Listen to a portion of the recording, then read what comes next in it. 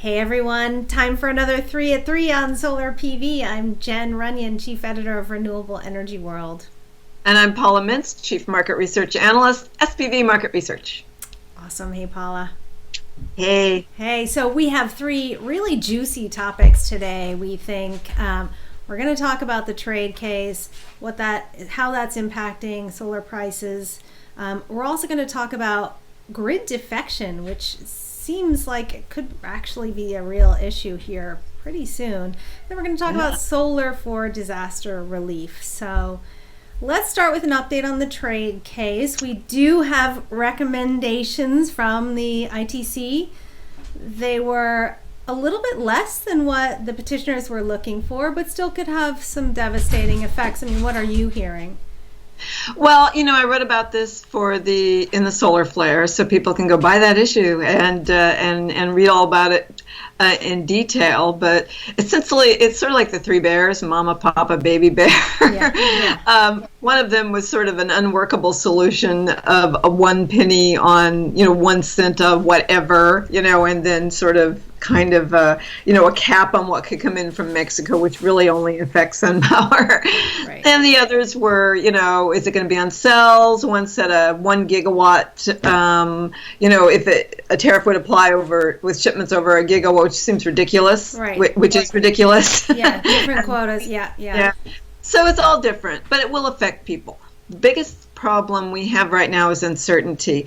And in terms of markets and market behavior, no news is bad news. Yes. So any kind of uncertainty puts the market into upheaval. The more people write about it and then sit around and pundit like we're doing, but not quite that bad, sit around and say, well, okay, this is going to happen. It's going to be a disaster. This is going to be horrible.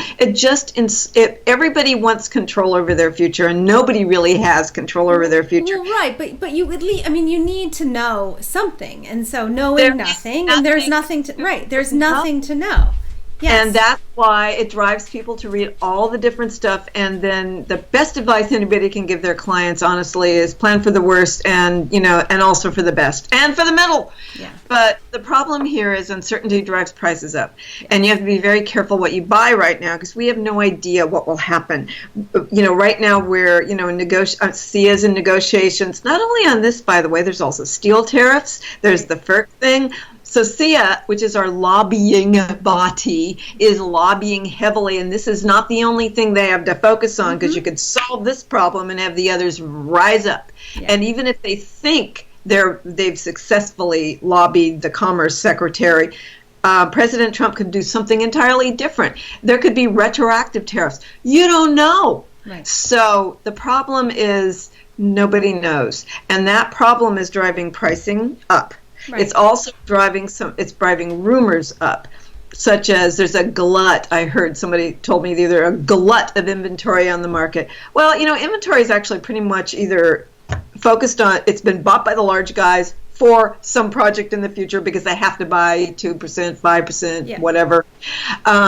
Or, they bought ahead a little bit. But, what is the definition of glut? What does that mean? That's one of those rumors. It's anecdotal. It means nothing.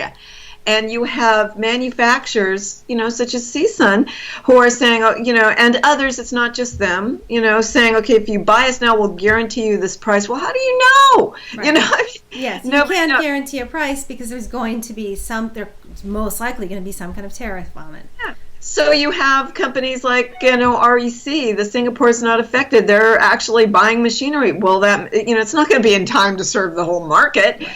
For solar isn't affected, Solar Frontier isn't affected. The other thin film manufacturers really aren't serving the market in any huge amount. So what you have is a situation where prices are going up because there's this huge cloud of uncertainty in the market. The sellers of modules and cells have to protect themselves. Really, truly do. Yeah.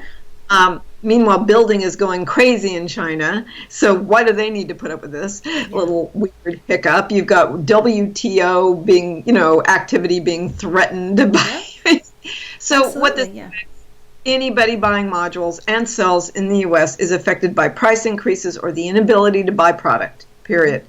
That is because of uncertainty. This is going to be a situation we're stuck with Meanwhile, by the way, even though, and this is not one of our topics, even though the tax reform plans that may or may not make it out of the Senate and the House and get signed, okay, have already eliminated the EV credit and have attacked wind, and supposedly not too bad on solar, just taking away the 10%, which does hurt. Which does hurt, for sure. Yeah. But we don't know what happens in the end. No. We aren't safe. So back to SIA, they've got the trade case, they've got the FERC thing that we've talked about many times.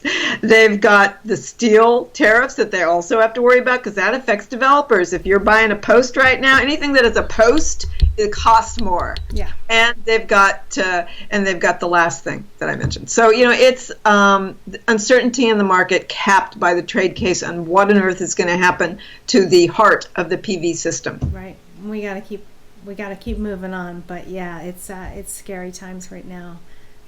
So I wanted to talk about grid defection because something happened here in New Hampshire where I live, which just really gave me a big pause. I was actually driving on my way to the Microgrid Knowledge Conference, and I heard our state commissioner talking on public radio about a windstorm that took place in New Hampshire, and people had been out of power for up to a week, some of them.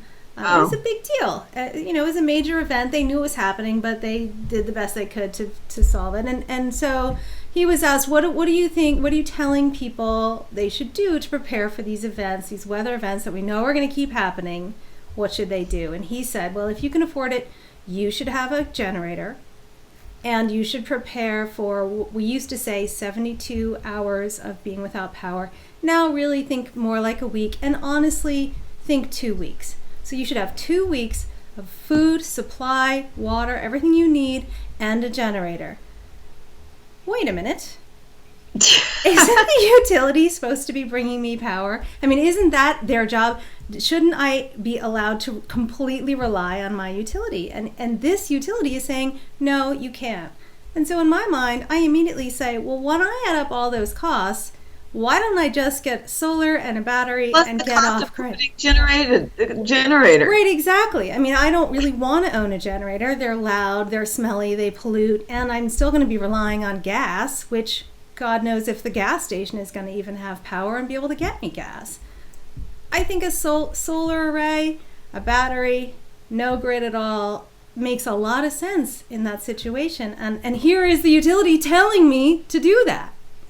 So this is interesting. I mean, we've talked about this before and before, many times before. The actual future of the grid probably won't look anything like the grid we have now. Right. And California earthquake hub, what happened in Mexico City, the horrible fires. Oh my, that horrible tragedy. Florida, Houston, Puerto Rico, U.S. Virgin Islands, other Caribbean islands, Ireland. We have now documented climate change accelerated weather events. It's going to get worse and worse and worse. Sea levels are rising. Yeah. So, having been in the solar industry a very long time, all the lectures on climate change that we got in the old days, I mean, the last thing you want to do, you get a speaker up there telling us we have to change. We're solar, dude, we get but it. Seriously frustrating. But never, even 20 years ago, even 10 years ago, someone standing up there saying, okay, let's look at the new grid. Let's not call it a fancy smart grid. Let's not do this. Let's not do that. Let's plan for a future. Since that actually takes climate change into account. Yeah. Let's plan a new DG-centric future. Right. And with microgrids, with solar, with storage, with all these things. Yes. Storage. And if we had done that 20 years ago, instead of some guy telling us that climate change is here, yeah, right.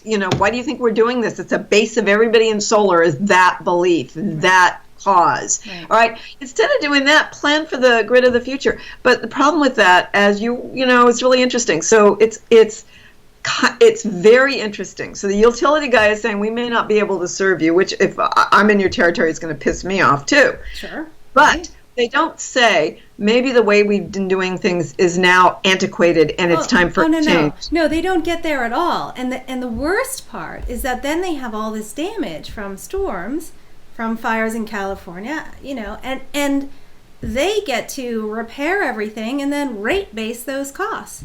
So The ratepayers just keep paying to fix these things when really the whole system needs to be replaced. And so yes, and for a new community-centric DG solar future, I'm not saying utility scale solar doesn't have its place, but in Puerto Rico, which is going to be one of our conversations, I mean, I there's a picture of solar fields because I'll post that picture up when we put this. Devastated. It doesn't mean that they all were, but we're vulnerable too. Small DG solar microgrids. Not that there's anything wrong with the utility scale. I'm not saying that, but small DG community-centric microgrids can be rebuilt faster and get people back online.